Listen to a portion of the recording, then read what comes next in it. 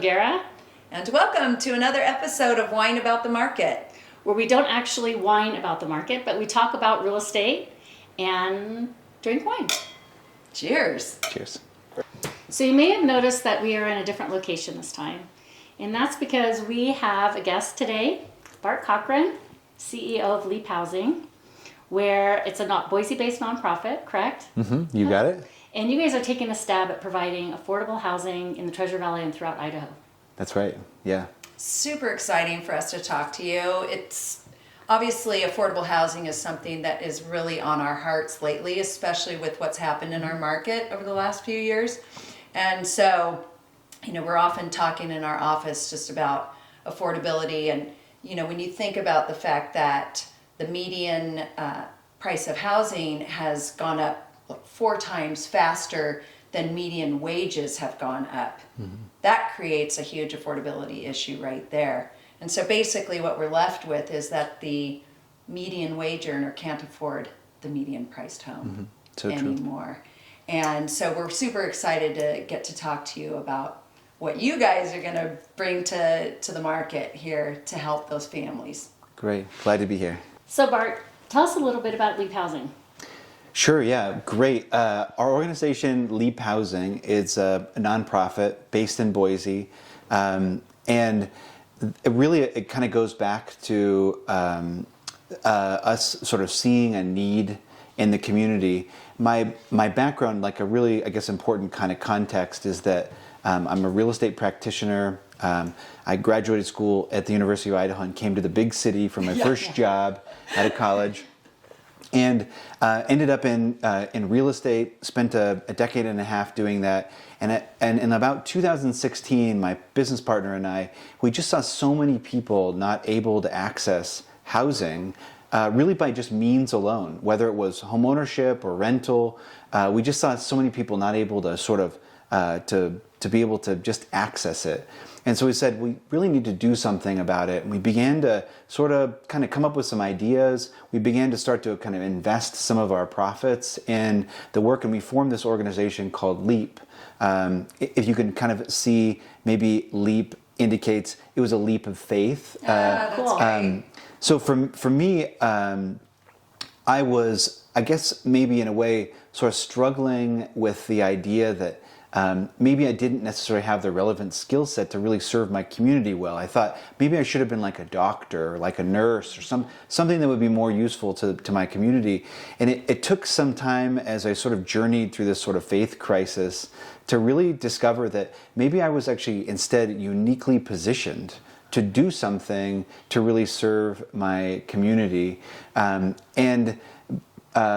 So I decided to, I guess, take a leap of faith, and we began to start the first of the programs, just experimenting with how could we sort of fill gaps that were unmet in the community. And one thing led to the next, and today Leap is working throughout the greater Treasure Valley. We're providing housing that is from a rental all the way to home ownership, including preservation. And there's a total of 6 programs. We're a team of 10. It's been just incredible. What started out as a passion project and sort of, like I said, leap of faith has really turned into an instrument for good, using these sort of core practitioner skills, right?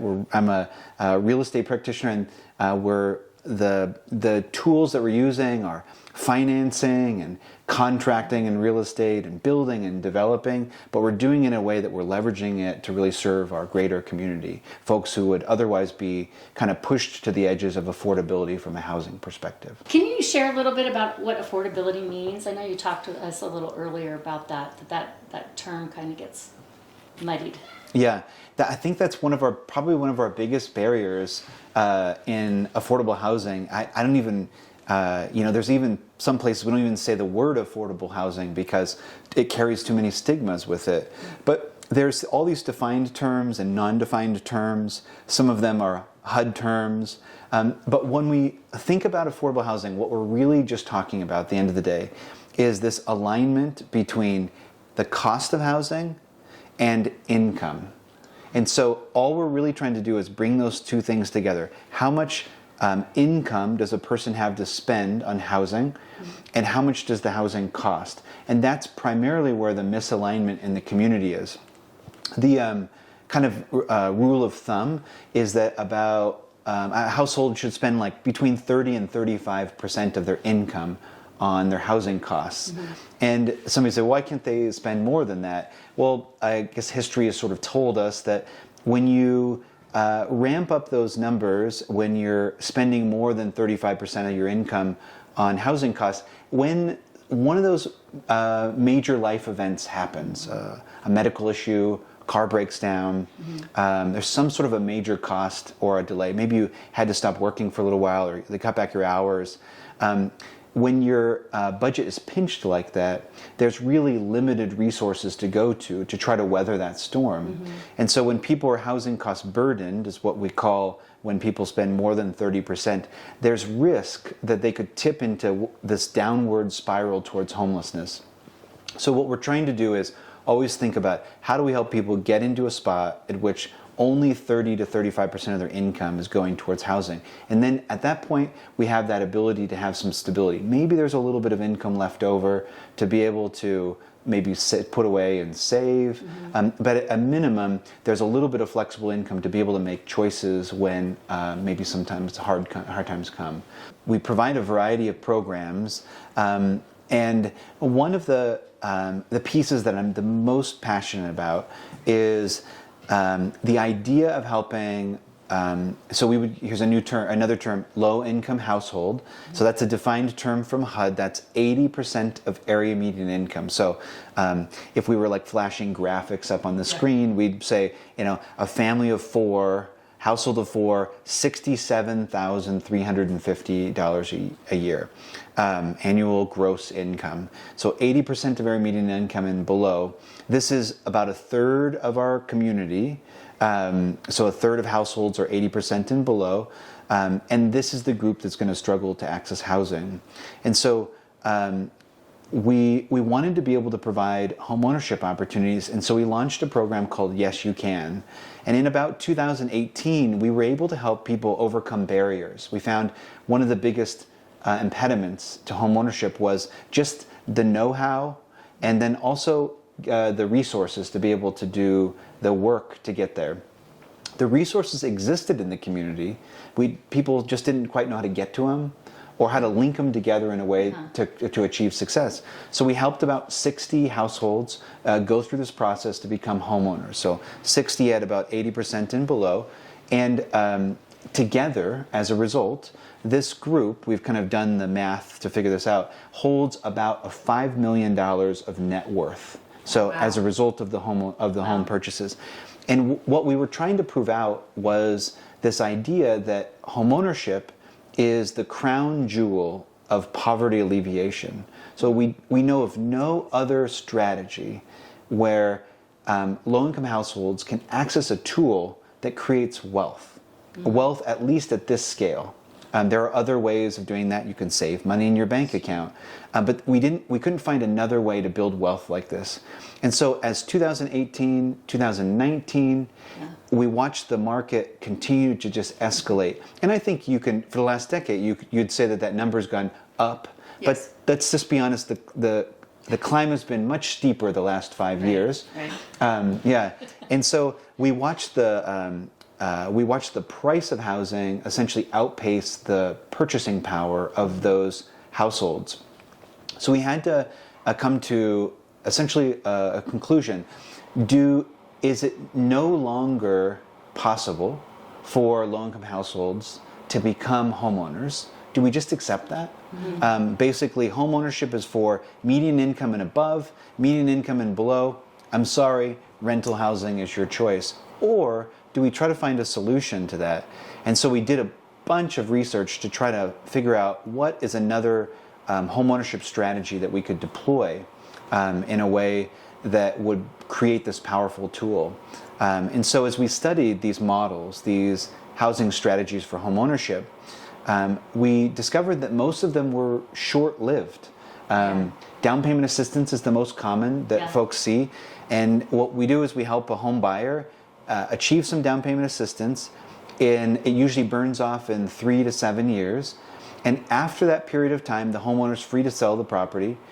They get the windfall of this sort of grant or down payment, all the upside of the appreciation, but it's no longer affordable. It's now a part of the market. Right. So it's, it was affordable one time. Yeah. Bingo, yeah. One time. Exactly. And after that, that affordable home is no longer affordable. And as we studied, we came across this strategy called the Community Land Trust. And it's a really, really novel idea in Boise.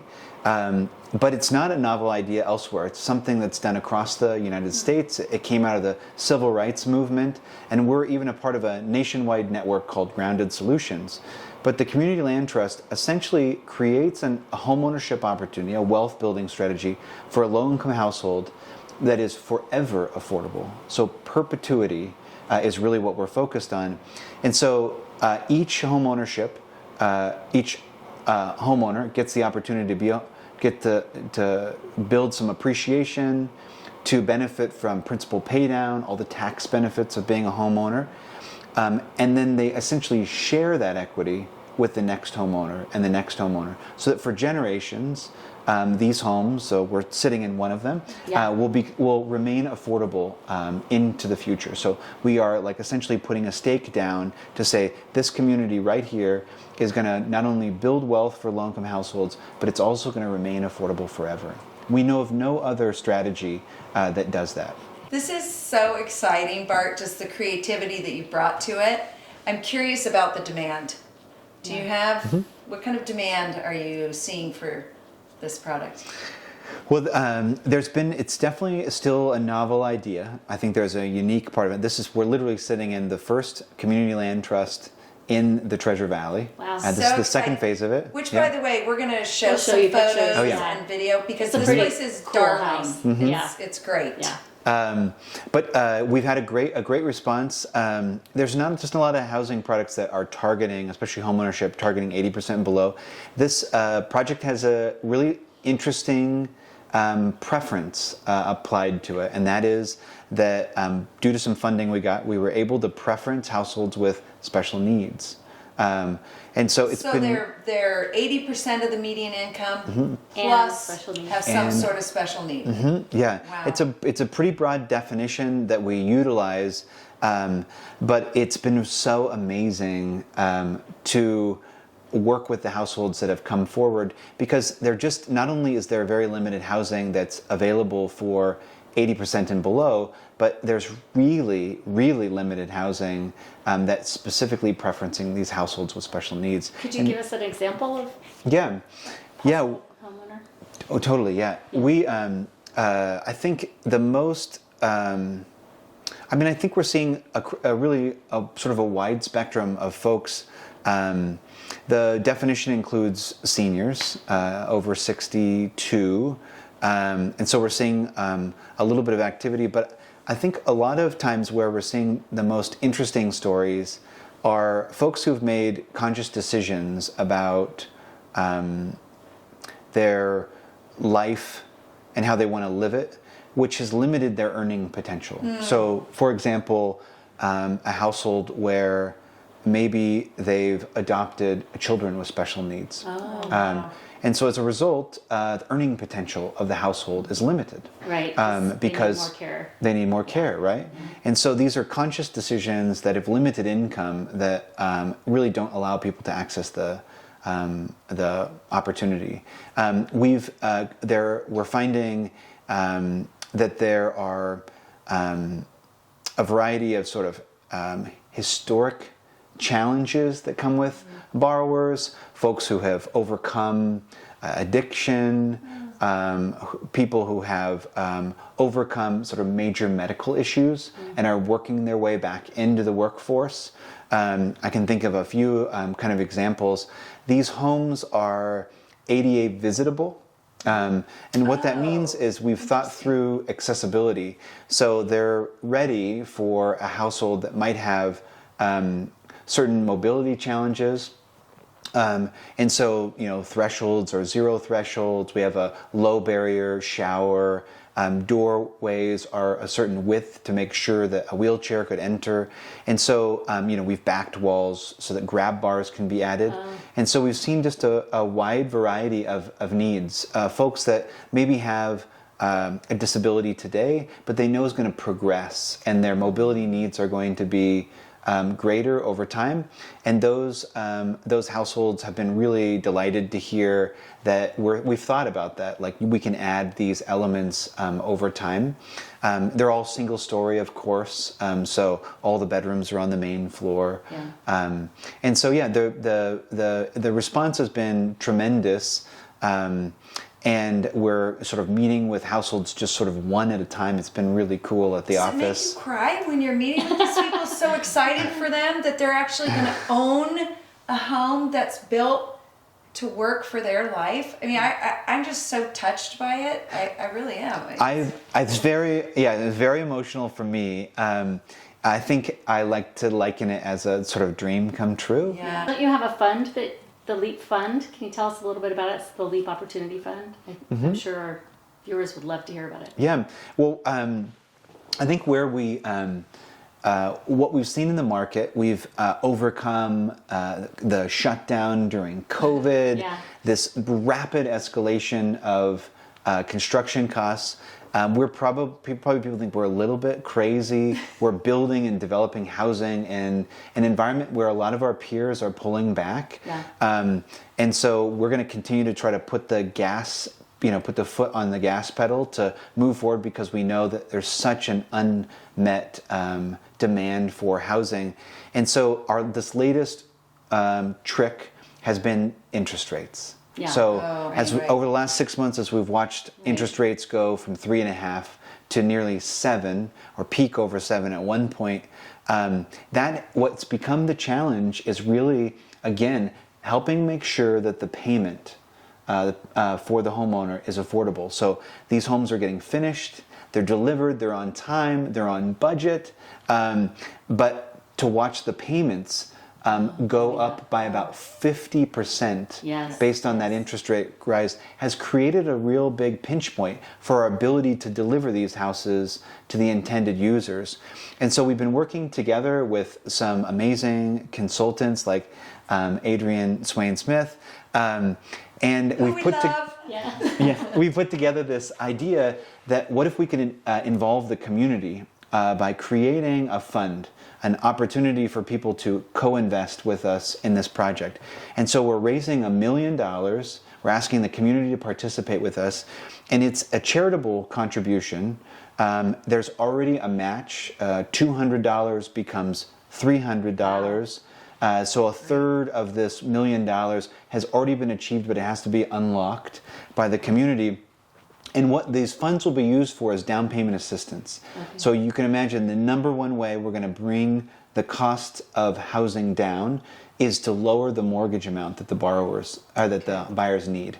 And so the down payment assistance allows us to do that, to get the payment into an affordable amount. Those dollars go in, and then what's neat about it is you already know this is a generational wealth building strategy, this homeownership strategy. But additionally, these funds that are going in will be recycled over and over. So these down payment assistance dollars will go into the first household, and then they'll be paid back when those homes are sold, and they'll go to the next homeowner and the next homeowner. So those will stay in the project. So usually we hear about charitable contributions going in just once, but instead these charitable contributions go in once, then they recycle over time. So there's a real legacy effect. It's incredible. I mean, I can't think of anything like that, No, where so you creative. donate something. Usually you give a donation to something that you care about, and it goes in, and it gets absorbed, it gets spent, and that's it. And I can't believe a program like this, where I could give you $200, my $200 becomes $300, but my $300 can help you and the next family and the next family and the next family in perpetuity. Exactly. It's unbelievable. Yeah. And does the fund help with the construction, or is it just for the down payment?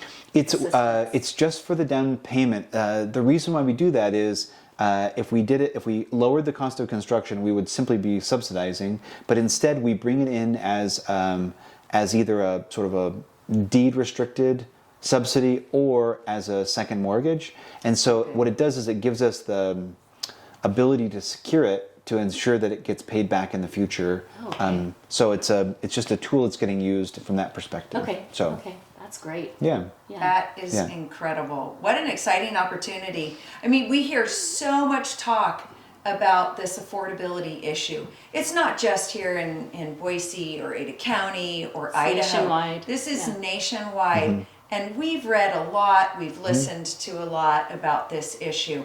I have never heard of a program like this. Maybe they're doing it somewhere else.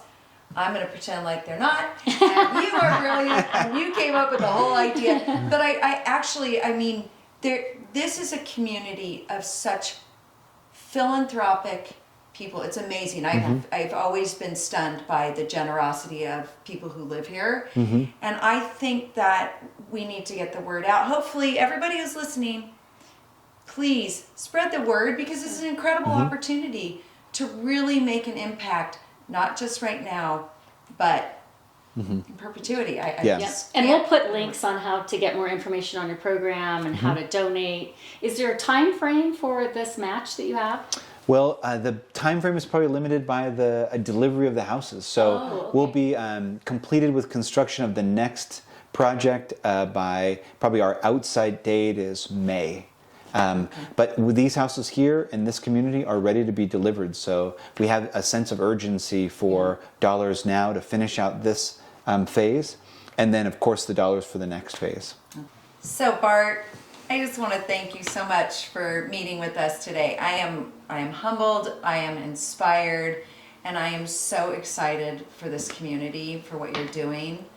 We're very lucky to have someone like you working for us. community. Seriously, Thank you. it's mind blowing. So here's cheers to Cheers you. to you. Thank you very much. Thank you. Yeah. And with that, I'd like everyone to know that if you want to learn more and you want to donate, they have the LEAP Loan Capital Campaign going on right now. And we'll have a link below our channel. And then it's leaphousing.org. Is You your got it. website? Yep, leaphousing.org. So you could check that out as well. And we'll have information in our notes as well. Again, thank you, Bart. No, thank We you so appreciate much. it so It's much. been great. Yeah, it's So been a pleasure. great. Thanks so much. Cheers. Cheers.